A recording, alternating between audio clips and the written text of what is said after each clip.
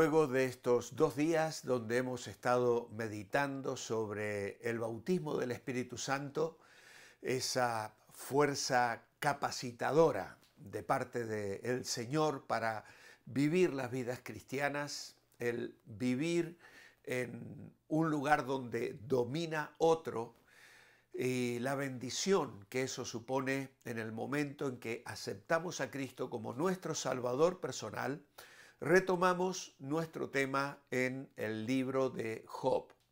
La lectura hoy la tenemos en el capítulo 4, versículos 1 al 6.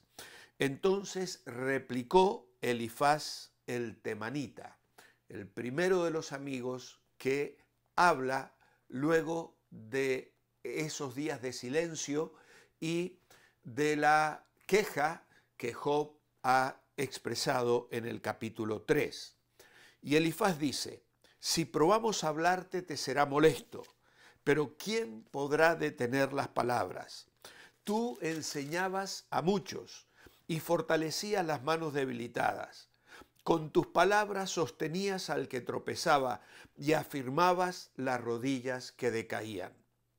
Mas ahora que el mal ha venido sobre ti te desalientas, ahora que te ha alcanzado te desmoronas. ¿No has puesto tu confianza en el temor de Dios? ¿No has puesto tu esperanza en la integridad de tus caminos?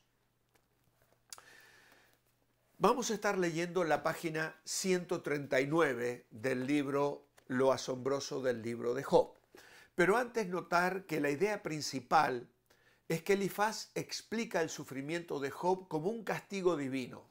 Y Job afirma la realidad de su tormento, suplica la muerte y acusa a los 3 amigos expresando su deseo de ser compadecido. Y luego expresa sus frustraciones delante de Dios.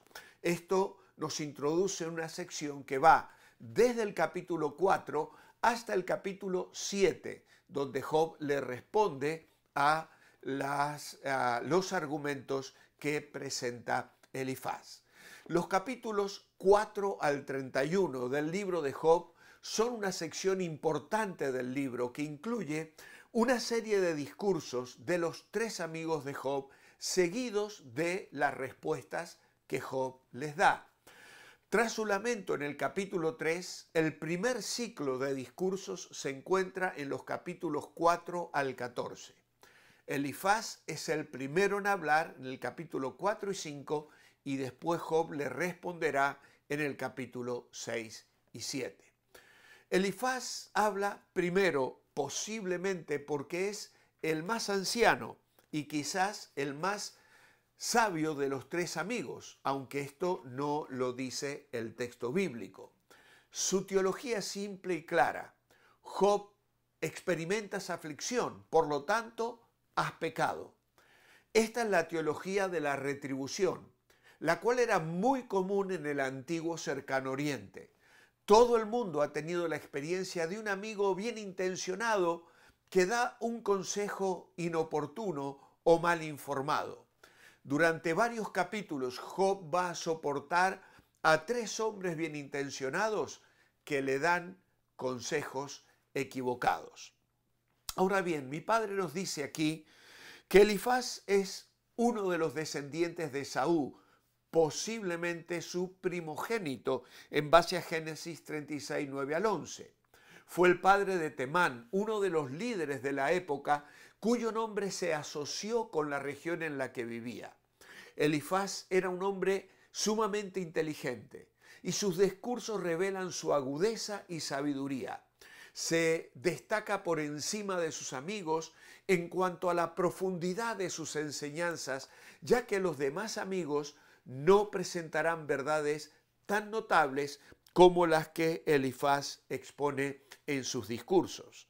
A pesar de que cometió un error al tratar a Job de manera injusta, juzgándolo y acusándolo sin fundamentos, es innegable su profundo conocimiento de la palabra de Dios. Los errores en los que cayeron los amigos de Job son lamentablemente comunes y muchos siervos de Dios caemos en ellos también al apresurarnos a juzgar a nuestros hermanos. Acerca de esto nos advierte Jesús en Mateo 7, 1 al 5. Debemos aprender a aplicar la palabra que nos ha sido confiada con humildad y bajo la dirección del Espíritu de amor de Dios. El primer apartado de este capítulo es respetuosa cortesía. Elifaz había recorrido muchos kilómetros, posiblemente a lomo de un camello, para llegar hasta su amigo Job. Su motivación para hacer semejante esfuerzo a su avanzada edad fue el profundo amor que sentía por su amigo. Deseaba verlo y consolarlo debido a las calamidades que le habían sobrevenido, contenidas en el capítulo 2, versículos 11 y 13.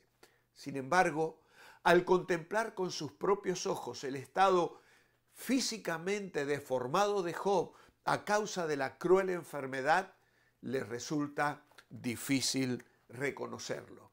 Junto con sus compañeros Elifaz y los demás lloran a gritos, rasgan sus vestiduras y cubren sus cabezas con ceniza.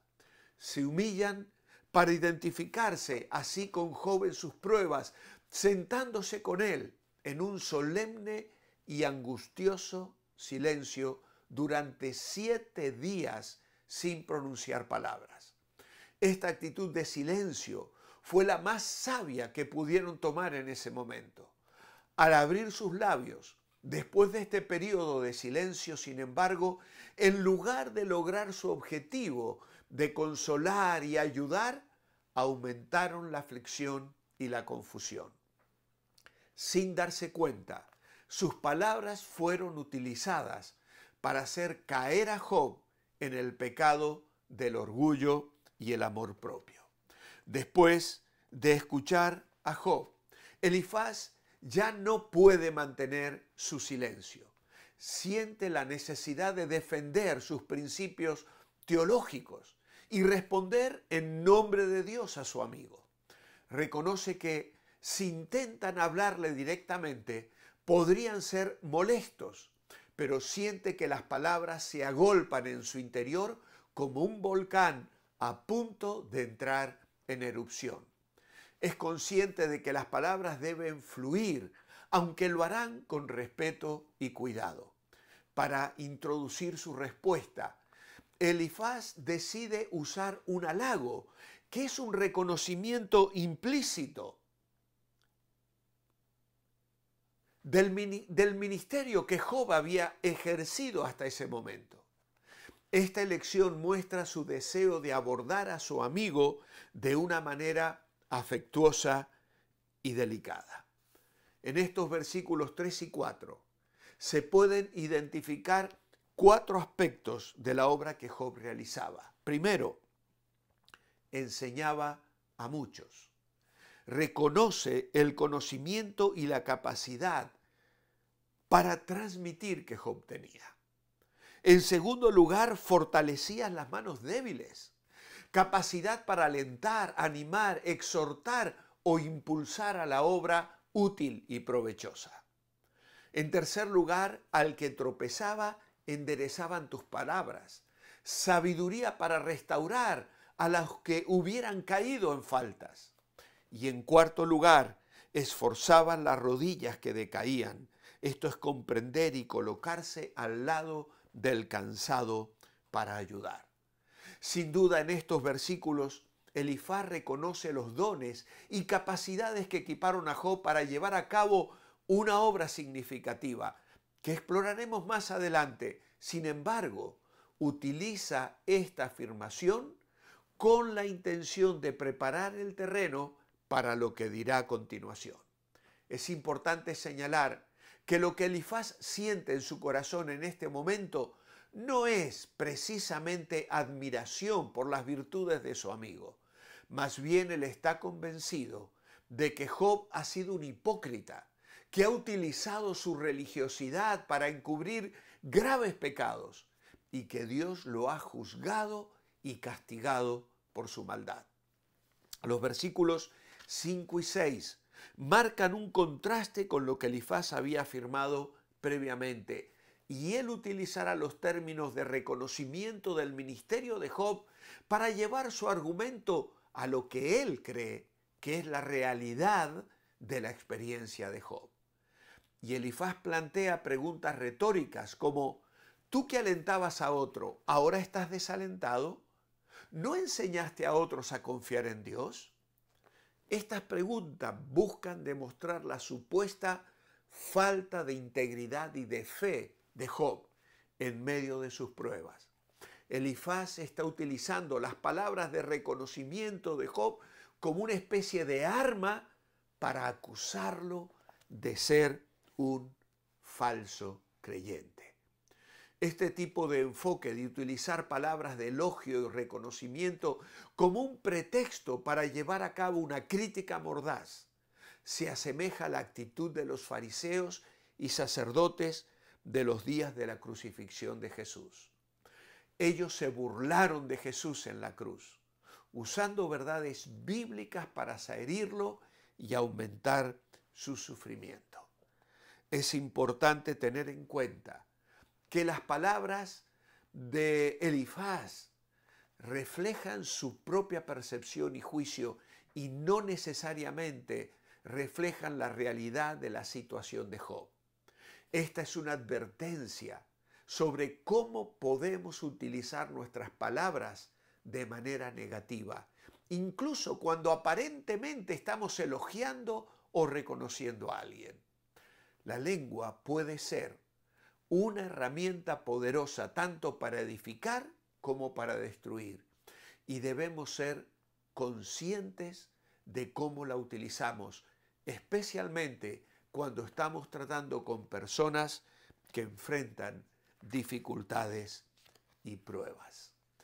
El don de la consolación es un don espiritual. 1 Corintios 12 nos habla de el que sana, el que hace misericordia, dice Romanos 8, el que llora con los que lloran, Romanos 12:15, ejerce un ministerio en el Espíritu Santo por gracia y por fe. Pero este don no cae del cielo, sino que está inherente en la capacidad humana del Consolador. Desde el primer momento de un encuentro pastoral, las condiciones adecuadas se dan o no se dan. En el alma del Consolador subyace la materia prima apropiada. Están latentes las cualidades vitales y espirituales que pueden propiciar una verdadera sanidad de la persona. A través de la ayuda del Espíritu Santo, que es quien nos da los dones espirituales, el Consolador descubrirá tesoros ignorados, horizontes desconocidos, una sabiduría insospechada, un discernimiento que viene de lo alto. El verdadero Consolador colabora con el Consolador, con mayúsculas, el Espíritu de verdad, auténtica sabiduría de Dios. Elifaz no puede por menos de hablar, pero su labor está fatalmente tocada. El sincero Elifaz se acerca a un misterio. Las tinieblas de Job oscurecen su consejo. Un terrible drama está servido y Elifaz no es más que un ingenuo peón. Que no lo seamos nosotros, que no caigamos en esa trampa de juzgar inadecuadamente a aquellos que sufren, porque Dios ha levantado el muro de protección y en su soberanía ha permitido que el enemigo toque la vida de un hijo suyo fiel. Amado Dios, abre nuestros ojos para no juzgar inadecuadamente y que nuestras torpes palabras, a veces usadas mal, lleven más dolor y más tristeza cuando deberían ser de consuelo y de aliento. Ayúdanos, Señor, a ser instrumentos en tus manos para bendecir. En tu nombre, amén. Os espero mañana. Manteneos bendecibles.